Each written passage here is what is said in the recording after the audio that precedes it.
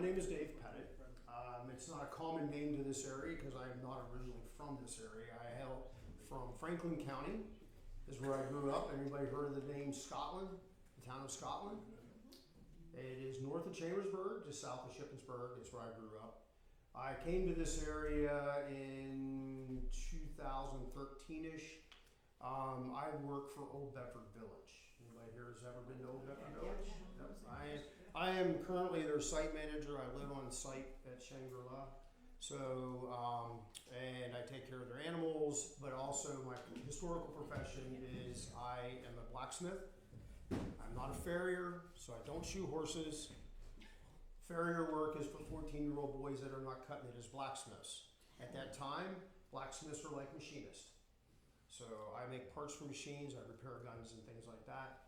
And my occupation prior to that is I'm a furniture maker, historical furniture maker and home builder is what I did for many years after I got out of the Marine Corps. Came back home and that's what I got into. I was too young to drive truck, you know, here they want you to be 25. You know, I'm driving truck in a war zone at 20, but when I couldn't drive a truck in the United States until I was 25, so I said, yep, I'm gonna go build houses. So that's what I did. So my interest in Coleraine Forges is kind of a long around thing there. I had a very long career as a Civil War reenactor, and I always was interested in acclimating myself to the history of the area I'm in. So when I took up being a blacksmith at Old Bedford Village, I studied the blacksmiths in the area, and Bedford Township was a blacksmith by the name of William McDermott. And that started a whole, I've been researching him for over 10 years now. I'm working on a book about him. But he eventually comes to the area what becomes Coleraine. It's pre-Coleraine. He establishes himself on the Spruce Creek. And that's what led me to go to Coleraine because his story, not the history, that's one thing I do like about not being from the area. I'm unfamiliar with all the his stories. I'm more the history. So his story was he owned the Coleraine property. So I introduced myself over there. I got to actually talk to Dorothy Gurney. I was one of the staff there now that's actually talked to her. And the owners of Coleraine at that time got a hold of me and said, what are you interested in? Turns out that through research that William McDermott never owned the property. He owned the property across the other side of Spruce Creek. But it built a very big interest in Coleraine. What I do for Coleraine is I am an archaeologist. So I do a lot of their archaeology work there. This past weekend we did our first public archaeology program. It will continue right now Mondays through the summer. And then next spring again, we'll do another dig, which will be a longer, like a couple days instead of just one day. So, moving on here, Coleraine Forges, a lot of the history is not written, or if it is written, it's not correct. It is connected to Warrior's Mark, too. Eventually, Coleraine Forges, the man that does a lot of the lawyer and attorney work and financing is Mr. Lowry of the Lowry Mansion. That was his home, and it starts out as Anthony Schraub's home, and then Mr. Lowry gets it. So that's a connection to this area. So first of all, most people don't understand what a forge is. What is a forge? Most people think right off the bat, a furnace. Okay, we got Huntington furnace, Pennsylvania furnace. We had Tussey furnace down in there. We had Union furnace. So what do furnaces do? They produce pig iron. They castings, stove parts, eventually train parts when we get into railroading. So it's all cast iron. It's at temperatures of about 3,000 degrees to be able to make iron molten from the stone. So, but it's brittle. So as a blacksmith, I can't forge cast iron. I heat up a cast iron pan and strike it with my hammer. What's it going to do? It's just going to splatter. It's going to fall apart. It's not malleable. So what a forge is going to do, it's going to make it malleable. Now, Spruce Creek at the time eventually becomes kind of the Silicon of the Valley of the times. There's forges all up and down Spruce Creek. It's fast moving water.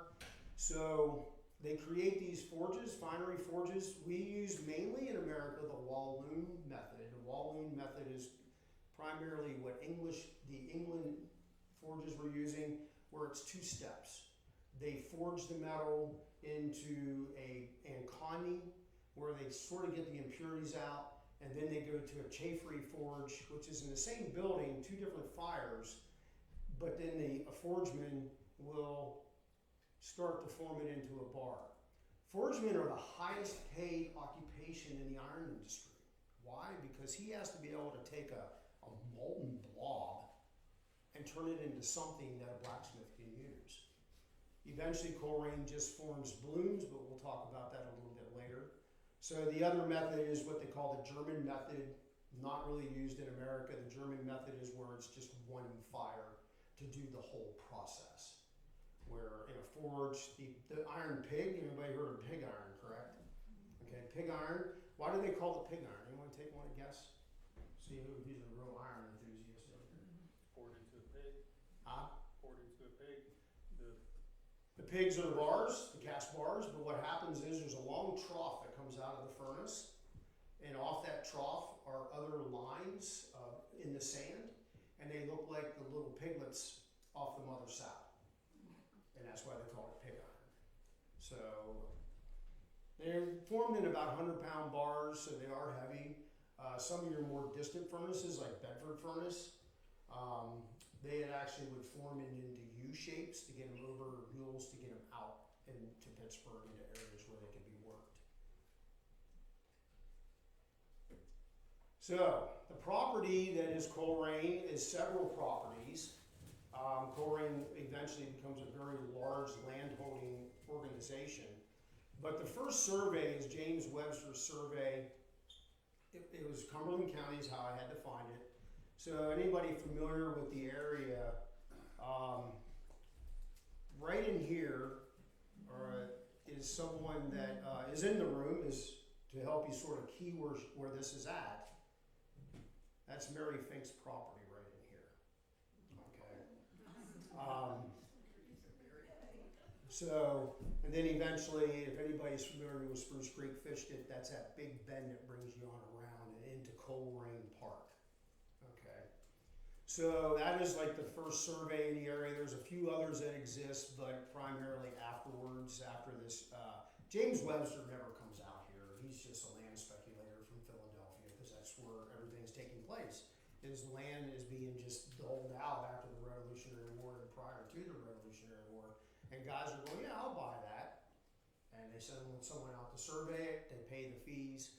So eventually he sells it to Samuel Willis, and then Samuel Willis divides it, and primarily just right in half is what he does. And one side is Henry Drinker. Anybody familiar with Henry Drinker? He was like a big name, big merchant name in Philadelphia. And then the other side goes to John Spinogle. Anybody familiar with the Spinogle name? That's a warrior mark name. That's where he was from. It was Warrior's Mark. He buys land down in that area. So eventually, what happens is Richard Ricketts. Anybody familiar with the name Richard Ricketts? Now he's the one that buys the barrens. Okay, and the barrens are nothing but pine trees and ferns all through that valley where everybody's familiar with the mansion sits, correct? Okay, it's a very rocky, big hill that shoots up there behind the mansion. So he buys roughly almost 400 acres. Now, what we had, Coleraine always thought that the property was 1780, the mansion shows up. Well, first of all, we're still in the Revolutionary War. We're not really settling out here as much. And the first thing they're not going to have is a big white mansion sitting in the middle of nowhere. Okay, it's going to be something small. So he buys the land, but what he does is he starts to divide it up. And there is an improvement on the property, but to me, as a researcher, archaeologist, he's got 400 acres. Where was the improvement? There's no record of it other than when he does his warrant for the land, it mentions a 1781 improvement. So I think what I think it is eventually it is the 1790 sawmill that Shadrach Tipton owned. I think that might have been the improvement. But at the time, to do an improvement, you had to, for a year, farm the land. So if you take an acre, plow it, put some corn on it, you made an improvement. So it could have been just simply as simple as that. In 1781, it was an improvement. But he doesn't file until 1786 is when he. So some key points to point out there is, make sure I push the right button here.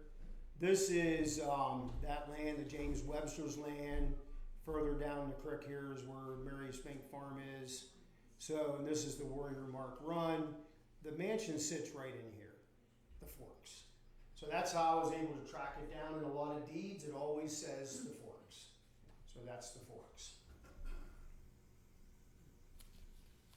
First map that this shows up on, other than surveys, is the 1816 Whiteside map. So what's nice about this map, it does show all three forges in through here. This is the Marshall's Forge. This is Upper Sligo and Lower Sligo. Okay? And what the unique thing about the property, and next year's public archaeology dig will be the site that I hope that is, this little triangle right here. That is the first post office in the Spruce Creek Valley. So it's called Marshall's Mill, is the name of that post office at the time. Marshall's Forge is 1814. The Upper Sligo Forge right here, which is like a key point again, that's right across from Mary Fink's farm. That is 1812, and then we add in 1814 down here. There is one other forge on Spruce Creek that is very early, and it's my research subject is William McDermott, and these are his works right here. It's actually written in there. It is the only map that I know of where they mention his works. He owned three different works. He starts in Somerset, goes to Bedford, and then he comes to Huntington and builds his works there. And what he's making is steel, and we won't get deep into that. That's another whole topic. So one thing that was nice about Marshall's Mill, 1801, he tries to sell it. So what he puts in the paper, in the Lancaster paper, is a very descriptive newspaper ad. Can people see that? Be able to read some of it? The cool thing about this ad, a little bit of work, and one day I just, on a hunch, the cool thing, a frame dwelling 28 feet square. It was a frame, so it's timber frame. You know, they took timbers and notched them. It's not a log building, it is timber frame. So one day I was sitting in my car getting ready to leave Coleraine. I thought, you know, I'm going to go up and measure the wooden section of the house, because the mansion is actually in 4 parts. There's brick, there's wood, there's a stone section, and on the back is another wood section, which is a kitchen. Kitchen now, it was probably the kitchen when it was built. I went up and measured the wood section of the mansion, and it was exactly 28 by 28. So it's been remodeled in the 1840s, 1830s, 1840s. But what's really cool, this is a new discovery. We actually have a house section that was built in the 18th century on the property. So it's the oldest thing that we know of at this point. Samuel Marshall, he share of sales in 1818. He loses the property. It was John Lyons and Robert Stewart bought it out. But it's what's unique about this whole ad. It really lists everything that's there. And anybody familiar with the direct tax, the 1798 direct tax? The 1798 direct tax is also what we call the glass tax. How many windows do you have in your house? And we're going to tax you for it. Well, what's neat about those, they are very descriptive of the buildings on the property. So you're able to get dimensions. So as an archaeologist, if it's a building that was built prior to 1798, and we find foundations that they match up to some of the dimensions that we had in those tax. So as of right now on the property, I've located the tavern, I've located possibly the store, which would have been the storehouse. What I'm working on right now is the company office for Coleraine Forges. Any questions so far? Keep everybody awake. You're awake? All right. Sligo Forges, named for Sligo, Ireland. So William Patton and Francis Gurney is like the money behind it. There's Edward Roach. They built that first Upper Sligo. Who is William Patton? Anybody familiar with Center Furnace? Up in State College, Center County. It's across from the yeah, the property of Center Furnace is where the university sits. Yes. You know, they're the ones that give up the land for the university. So William Patton's father is Colonel John Patton. He's the one that owns Center Furnace. His sons, William and Edward, branch out and come down into Spruce Creek Valley. Fast moving water. They build some forges. But the other thing they do build is Tussey Furnace. And Tussey Furnace is off of 26 and behind Pine Grove Hall, which used to be Pattonville. That's what the name of the town is, Pattonville. And eventually becomes Pine Grove Hall. The one individual, which is also part of some of my research with the Wade McDermott, David R. Porter, comes to the area. His father is Andrew Porter. Porter Township in Huntington County is named for him. He is a surveyor. David comes out here. David starts out as a lawyer, doesn't like it. He winds up in the iron industry. So his job, his career starts as a clerk for Elizabeth Dorsey. Anybody familiar with who Elizabeth Dorsey is? Dorsey ore pits out there. Dorsey ore pits. Yes, the Dorsey ore pits are up here. They also are the ones that, I'm going to try to stay on track because I only got 45 minutes. They're the ones that own Union Furnace. Dorsey start Union Furnace, but they also own a very large forging operation, Berry. So Elizabeth Dorsey becomes one of the very first female industrialists after her husband dies in 1806. So David Porter comes on the scene into Huntington County. He works as a clerk for her, eventually becomes a manager of Berry, but he takes a gamble and he invests with the Pattons on the Sligo Forges. Edward Patton, he's mainly partners with Edward. William kind of steps back a little bit. Edward marries into money. Now they already have money, but he marries into even more money. Don't ask me what her name is, I can't remember. It was a Belfont family. And he marries that, and then he sticks David. Buys him out, I'll pay you, we're not gonna worry about it, you're gonna get all your money back. He never does. He bounces back from that eventually, but what he does eventually become, he's the 9th governor of Pennsylvania. So for a little bit of about a year, he actually lived in that wooden section of Coleraine Mansion. So, and his mother-in-law is Elizabeth McDermott. He marries McDermott's daughter Josephine, and I think the reason why she marries him in the beginning is he's older than her by maybe 15 years, which was very popular at that time. Fathers did not want their daughters marrying someone that was starting out in life. Why? They don't want them coming back. Most men get married at 30, most girls are getting married at about 19, 20 years old. He's established. You marry someone established, because if he's not established, guess what? You're probably going to come home with kids and him, because he's not established. So I don't know why they thought he was established, because he was still trying to bounce back. But what happens to him eventually, he becomes governor. He first starts out as the recorder in Huntington County at the court, and then he eventually gets into politics and becomes the governor. he is the one who's very responsible for the whole buckshot war. Ever heard of the buckshot war? Where people in Harrisburg were so upset that he got elected, they were storming the Capitol, basically.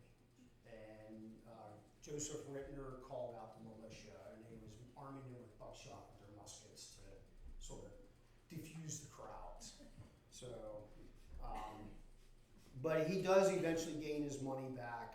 But there's a lot of, he's a very interesting subject. One day I do want to do something on him because his gubernatorial campaign of 1838 was it is noted as one of the most mudslinging campaigns in America between him and Joseph Rittner. It was pretty bad. He had illegitimate children to another woman before he married Josephine. I'm sorry. Sounds like today. Sounds like today, right? And I kind of tracked her down a little bit. She winds up over in the Evansburg area eventually. The kids had nothing to do with him, and he had one daughter and one son to this woman, and she turned out to be a real character too. She just she liked to defraud people, and eventually she marries someone, and then they move up to like the Evansburg area. He's also the builder of Harrisburg Furnace, but once again in his life, 1857, we have a financial scare, and he loses all his money again. So I do have letters that his one son did write to his parents saying, you just don't really know how to handle money. Yeah. I have the actual letters, showing that, the kid's kind of getting on the parents like, you need to figure this out. So, what happens to everybody in that valley? Pretty much in 1818, everybody's sheriff selling. And why are we sheriff selling in 1818 a lot? Anybody familiar with what's going on in America in that time period? What did we just go through? War of 1812. So the War of 1812 is something, let's say I'm a blacksmith in this time period. What do I want to work with? I want to work with English-made iron and steel. Why? It's superior to ours. It's better. The steel is a lot better. The iron is coming from Sweden and Russia, which is very good iron, and then the English are converting it to steel, and then they're selling it in America. So the War of 1812, like we do with any war we do with a country, we stop trading with them, correct? So war's over. What's America always do with our enemies? We go back into business with them.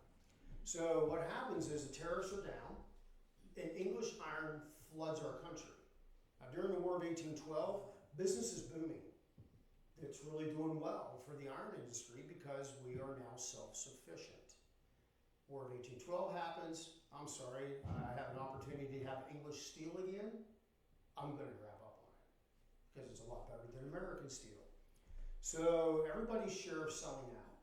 So these gentlemen here, Lyon and Stewart, John Lyon, Robert Stewart, they are lawyers from Bellefonte area. Robert Stewart is originally from Dauphin County, moves over here. He's a lawyer. He marries a girl from Bellefonte. John Lyon, he marries like 4 different times, kids everywhere. But they're the ones that own Pennsylvania Furnace. So Pennsylvania Furnace is doing well, so they buy up just about everything down through the valley. And then they start converting it into one business. And this is when the Marshall Forge and the 2 Saligo Forges become one company, and that's when it becomes Coleraine. So 1821 is when the Coleraine Post Office is started, right? It was Marshall Mill, and they converted it to Coleraine in 1821. And that's, as far as we know, that office is on the Coleraine property now, which is about 10 acres. It's in that front corner when you come down Huntington Furnace Road. And if you turn onto Spruce Creek Road, going back towards Franklinville, that corner in the very front of the property is where that's sat. There's someone, I don't know, Susan Peckard. She, I guess, told Dorothy or told somebody at one time that owned the mansion that she remembers the store. I don't know. I don't know if it was still standing. But Robert Stewart is the one that owns a lot. Not Robert Stewart is living there. He's the iron master of Coleraine Forges at this time. Eventually, John Lyons moves down there because what happens is Robert Stewart is going to go to Pittsburgh and start Sligo Iron Works. By the late 1820s, Coleraine is only making iron blooms. They're not making bar iron anymore for sale. They're sending the blooms to Pittsburgh to be rolled out and processed into plates and other shapes of iron, and not being done directly on the property. It's being shipped down to Water Street onto the canal boats in the 1830s. First it was wagon and then sent to Pittsburgh. So Robert Stewart moves over to Pittsburgh to start that, and John Lyons eventually builds the mansion. 1837 he builds his mansion, but he does live at Coleraine for a little while. And that's when the mansion at Coleraine, Robert Stewart creates the center section of the mansion, which is stone. And then the brick section, I'm not sure, it's roughly 1830s, so it's either David Stewart or John Lyons might have created that. But he does build the mansion that's up at Pennsylvania Furnace in the 1830s. But he does live there for a little while. So one of the partners that comes on the scene, Anthony Schraub. Anthony Schraub comes from Lebanon County. He's actually a courier. Anybody familiar with a courier is? Another name for it is a tanner. He's a leather maker. He makes leather. So he decides, like a lot of young men do, I'm going to become an iron master.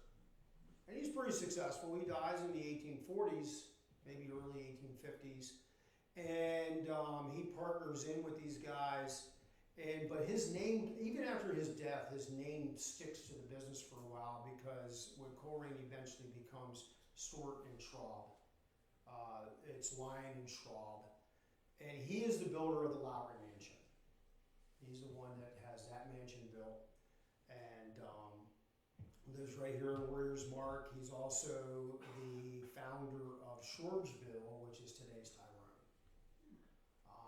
He's involved with Tyrone Forges, and which was the early Tyrone Forges was owned by the people that owned Huntington Furnace. So he eventually sells out, stays partners, but he just kind of gets more involved with David Stewart. Now, David Stewart is usually what everybody's familiar with Coleraine. The Stewart family lives there for almost 100 years. He dies in 1869, but he moves there in 1831 and he partners in. Now, how he gets partnered in? Robert Stewart is his half brother. Okay, and so David Stewart is obviously, John Lyons like, hey, we're going to keep him involved. He comes from Dauphin County, pretty young. His father dies. Anybody know where Dauphin County, where the casino is? Mendena Hill on Route 81 is kind of the area where the father had his property. So anyways, they move over here. His mother moves the whole family over here because the one brother, William Stewart, is involved with Pennsylvania Furnace. He has a store here, and the whole family eventually moves over here. He gets involved. He's the iron master of Pennsylvania Furnace. He manages Pennsylvania Furnace. So 1831, the flagship of the whole company is Coleraine Forges. So we're going to move you down there. So he is the one that winds up moving into the mansion, and then his family stays there. The last child to die is in 1919 and sells off to the Everhart family. So they're there for quite a while. And he's the one that, and if you've traveled to Huntington Furnace Road, that road comes down and made a bend at one time, went back across Warriors Mark and traveled up to the intersection of Warriors Mark, or Huntington Furnace, and Spruce Creek Road. But when he takes over, the road it cuts down through the property. It's not on the other side, it comes down. And we even still have the old Macadam Road is on the back end of the property where the road came, before they built a new bridge. The bridge abutments to the old bridge are still there. And bridge abutments to the old Spruce Creek Road are on the property side of the big state bridge there on Spruce Creek where Shadow Lane is. So the roads are they're old roads, but he's the one that converts all that, starts to turn it into a manor. And the front of the property is where most business is taking place because it's right along the roads. Like I said earlier, our archaeology project for this summer is what we think we're digging the office. Because it's right out in front of the mansion. It's fairly large. It seems to have a large walkway that you can still kind of see in the grass. And then I'm finding some steps that are coming down from the mansion on that little mound that's up there. So it's probably the company office. So he runs that for all them years. He dies in 1869 is when he passes. And then his wife continues to live there. When he dies, his will, he spreads everything out amongst his kids and his wife. So they become partners of Lyon and Schwab and Company. So they're invested partners. His wife, one of John Lyons' son, actually comes down and runs Coleraine until it's completely closed in 1874 is when it closes down. So he passes in 1869. Thomas Lyons is the one that takes over. He runs it for Sarah. Sarah, back up just a second. Sarah is Sarah Walker. Anybody familiar with the Walkers of Alexandria? John Walker, Walker Township. John, her father had a tavern and a store and everything in Alexandria. But he does live on the Coleraine property for a while. He is actually the tavern keeper for Samuel Marshall when it was still Marshall's Mill. So he comes down and takes over. Another manager is Thompson. I don't know much about him, but he is lived up more into Franklinville is where he lived. Sells Samuel Calhoun. Stewart is a son of David. He comes in and purchases everything out. He is actually buried in Alexandria with his parents in the cemetery there in Alexandria.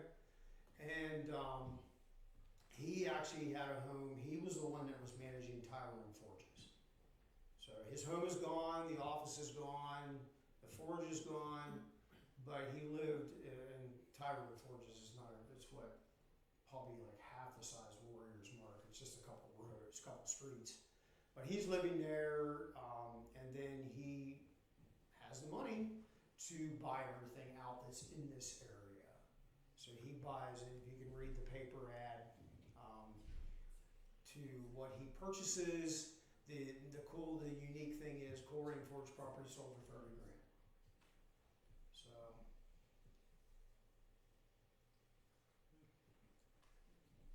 everybody read that? We're good?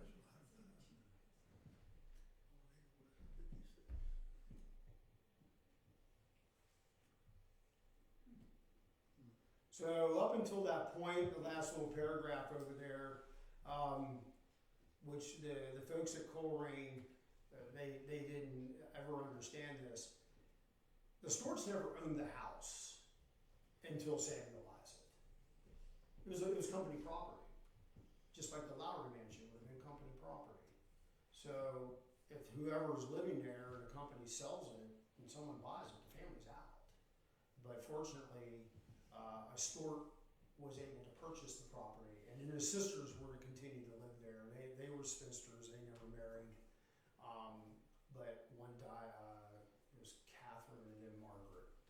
I think it was Catherine. Margaret is the last one to live there, is the one that sold it to the Everharts. Some interesting facts. The acreage that Coleraine encompassed, and yes, it did stretch way up into here. Pretty much a lot of land. Who owns most of it today? About 400 acres of it is Jack Coombs.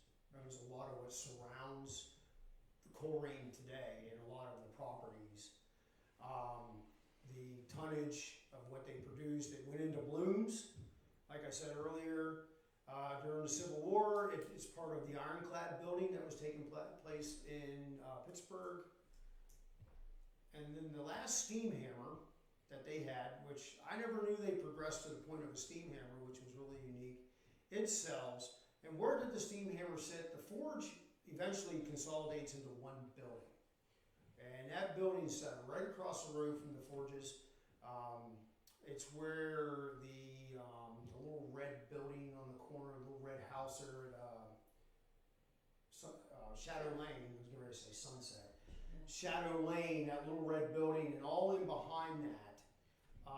And the raceway is still there. There's actually still some foundations down in there. That is Coleraine Forge at that time when it was all being sold. It was disassembled, and the hammer was sold to a company in Altoona. So all the buildings at that time were probably dismantled by the 1890s. A lot of the buildings that were company buildings were probably dismantled. They're turning it into an estate at that point. No more Coleraine existing, and but what they do is they take the mill. There was a mill that started out as Marshall's Mill, right there on Warriors Mark, right in behind the house off to the side. You can still see the imprint of it. The dam, I was really fortunate about 2 years ago, Clearwater Conservancy, that was cleaning up Warriors Mark Run. I managed to catch them before they actually removed any of the archaeology left from the mill. So there's a spot that we were able to stop them from removing where the walls of the race was. But what they did was really nice is they put a crossfane in where the dam sat. So when I give tours of the property for the archaeology, I can say this is where the dam to the mill was. So they disassemble the mill, which is a 1868 is when it was rebuilt because the original mill burned. They built a new one, and then they moved it across the road and set it on the forge site. So one thing I'd like to find, and if anybody knows any photographs of that mill, would be awesome to have. But for some reason or another, Coleraine in that corner, there's just really no photographs of it. And it was a small town. There were a lot of buildings there, and there's no photographs. Like Tyrone has photographs, Pennsylvania Furnace has photographs, Huntington has photographs, but they never photographed that. Somebody probably took photographs, but when people died off, they cleaned the house out. Oh, there's somewhere, who knows? So do I have any questions? I'm not gonna go due to time limits.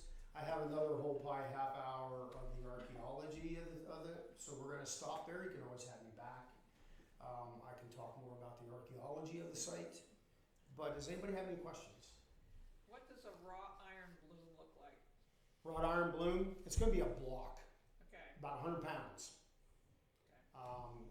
If you go Samson Africa's book, Huntington County History, and look up Bear Reed, there's a nice drawing of the forge there. Why they never did one of Coleraine, I have no idea. But out in that front yard, they have it drawn in. They're big square blocks. And then they were transported by wagon, and eventually the canal comes in and they take it by canal. After the War of 1812, and you said that the United States, everybody wanted to get back to getting the English iron, was that because of the material was better, or the workmanship, or why did they? It's superior to ours. The problem is we don't really get in 1850, 1849, we have like a huge iron masters gathering in Philadelphia, to where they really are starting to talk about how to regulate it. Because the tariffs, we all know about tariffs, right?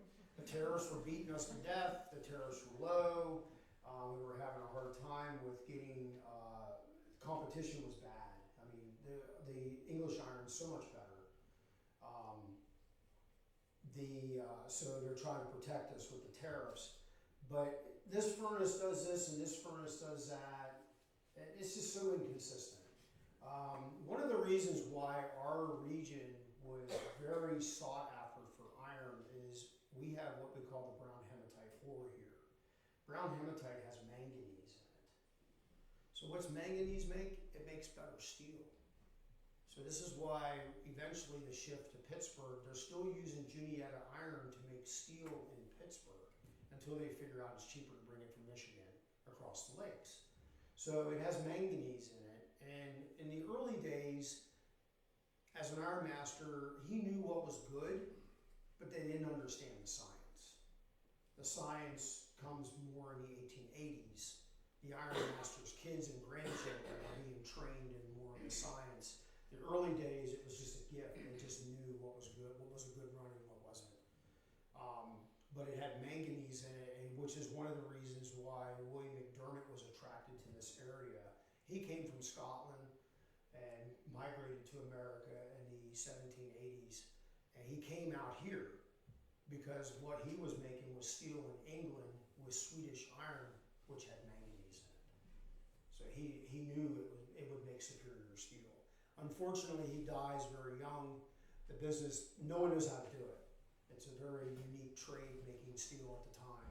It's not like Bessemer systems that we get in Pittsburgh eventually. And when he dies, his property just folds. Sam Tony, anybody familiar with Sam Tony down there on Spruce Creek? He actually owns a large portion of the McDermott property, and Jack Coombs owns other side of the creek is the McDermott property. Was there Indian pressure at that point in time? Indian pressure? Yeah. No. Okay. It was. The last Indian massacre was over in Barry. Miner owns Miner Mill. 1781. Okay. And he's like one individual that got killed. How profitable was the iron? How much did it cost? A lot of problem, smelting it and shipping it. So what did iron cost back then? As far as what the cost is, I mean, everybody's tonnage was different costs, and I can't really say what different prices were. But the further you were from your source of charcoal and iron ore, water supply to make it, limestone, the further you are away from it, the more it's going to cost you to create it because they have to basically wagon that stuff in. That's why like honey up here, you have the Pennington mines is all Lyon's company's mines. And then you have Dorsey mines. You can see how close they were to everybody, so it wouldn't cost as much. But if you're an iron master that has to truck something in, forget it, you won't survive. You can't compete. So what it costs a ton at this time, I don't know. A lot of the farms that exist today were cleared back in the day for charcoal. Yeah, I know for Coleraine, probably up in behind the property on the other side that is Sam Tony's and Jack Coombs' property, there's probably, I've never been up in there, but LiDAR kind of shows there's some charcoal harvest up in there. If you think about it today, anything you see that's trees, they're gone. This land is stripped. There's nothing around. That was why there was such a move. England went into using coal right away to make iron, converting into coke, and then making iron. Where we kind of drug our feet a little bit here in America because we had such a vast source of timber for charcoal. Even up into the 1920s, there's still a kind of a little bit of demand for charcoal iron. So some Curtin Village, is that Eagle Furnace, they're still producing iron up into the 1920s until they could catch fire and that ended that. But there's a little bit of a call for charcoal iron, but mainly a lot of it was starting to be made in Pittsburgh with mild steel like we have today, using coke. Any other questions? No, really? Was that farm next, the barn's gone and stuff, just from the other side of Huntington Furnace Road there at the mansion and stuff, As a kid, I think that was the Ben Everhart farm. Yes. Yeah, he owned a good bit down in through there. I know, I think he might have been county commissioner one time, wasn't he? I don't know. I don't know much about the Everhart family, I'll be honest. I know they're the ones that kind of dismantled Coleraine, a lot what was left. The story we have is that he was kind of the farm manager for the last Stewart daughter, and she's pretty much on her deathbed, and he works her to sell him the property for barely anything. And then he turns it into a farm. There's an area there that I'm doing archaeology work eventually next year that's been all plowed. So it's right there along the house. You can see we have pictures of cornfield right there beside the house. And they let chickens run in the house, and there's all kinds of different stories that, try to sort them out. So that's his story, not history. We don't know. No farm for the eggs. How many people be working at these forges? 1868, there's 88 employees between Barry and Coleraine. So the reason why there is such a reduced number, because you would have had a lot more, is because there's an iron shift to Pittsburgh. Not much being produced out here, but any given time, a large iron plantation with forges, you're looking at about 100 employees. They had probably 100 to 120 employees, because you have wagons, teamsters for driving wagons, you have colliers for making charcoal, you have your tree cutters to cut the trees. So just like an iron furnace where you have about 100 employees, forges are going to be about the same amount of employees. Then you have your forgemen, they're working there. And then forgemen were sort of, they could be itinerant, where if one forge is like lacking behind, they're going to shift them over. Hey, you're going to pay me to have my guys come to you. It's almost, the iron industry is almost like the slave industry down south.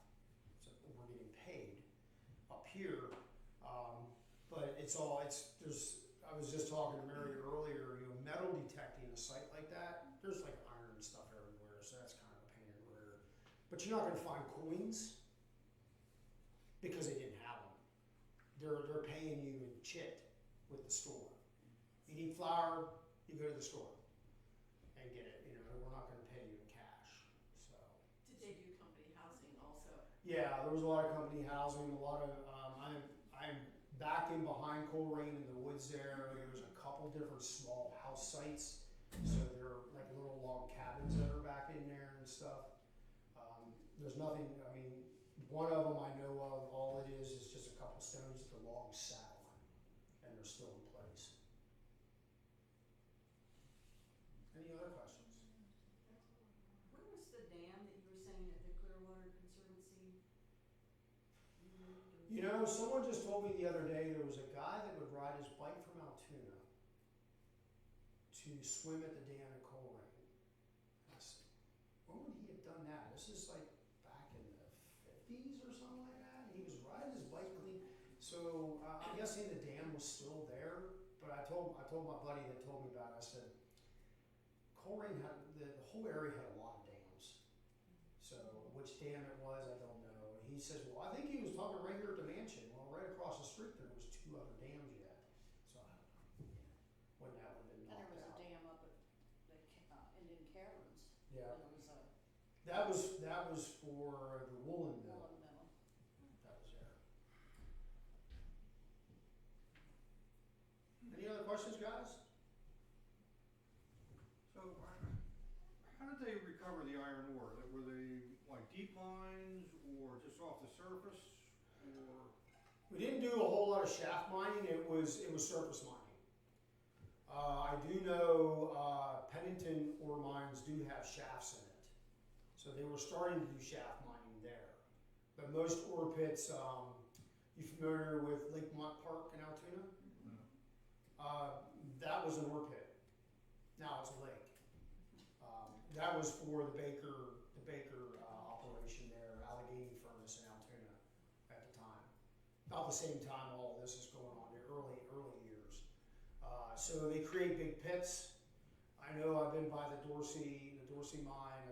I've not really been into the Pennington mines, but the Dorsey mine, I've seen that. There's also a Wilson mine, which is just up the road from the Dorsey mine, and they're just pits. They're not shaft mining yet. One of the local farmers, I live off of Dry Hollow Road, one of the local farmers out there was telling me that in the late 1800s, the farmers in the winter would pick iron out of the ground and dig some small pits. I have one on my property, there's a lot of iron ore in it. Yeah. And they would bring that to the furnaces. Yeah, there's still a lot of iron in the ground out here. Yeah. So, I can remember picking rocks, and there was rocks, I mean, they were extremely heavy. And they're really heavy. We always caught them all iron rocks. And what's unique about our brown hematite out here, I started out as an archaeological metal detectorist, and iron ore is not magnetic. Brown hematite is not magnetic until it's heated. Once it is heated, it becomes magnet. It'll attract magnets, set off a metal detector. So I was metal detecting down in the Bedford Springs area one day, and I stumbled upon this. I was metal detecting, and my detector kept going off, but I'm looking, I'm not finding what it is. It turns out it's rocks. What it is, there was a Civil War camp there for 2 days on their way to the Maryland border in 1861. They built fires, campfires.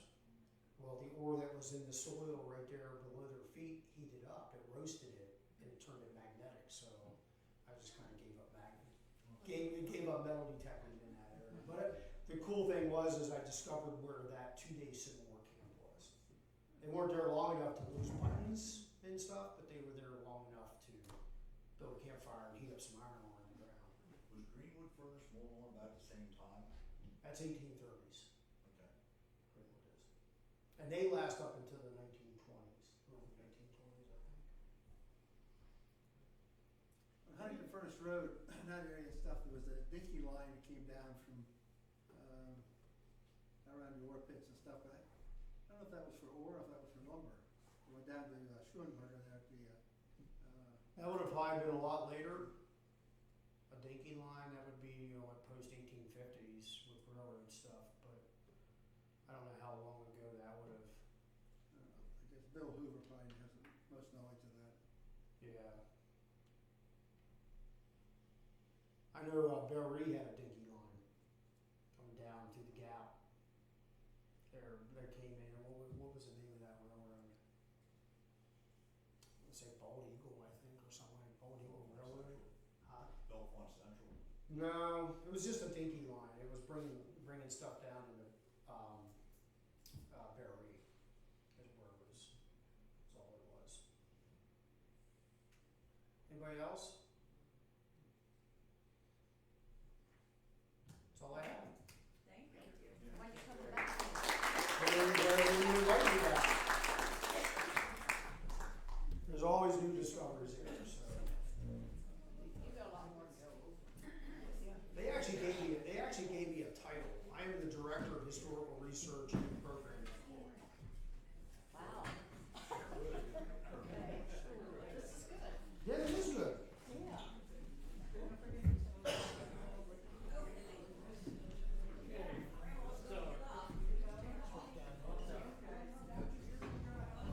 I'm sorry?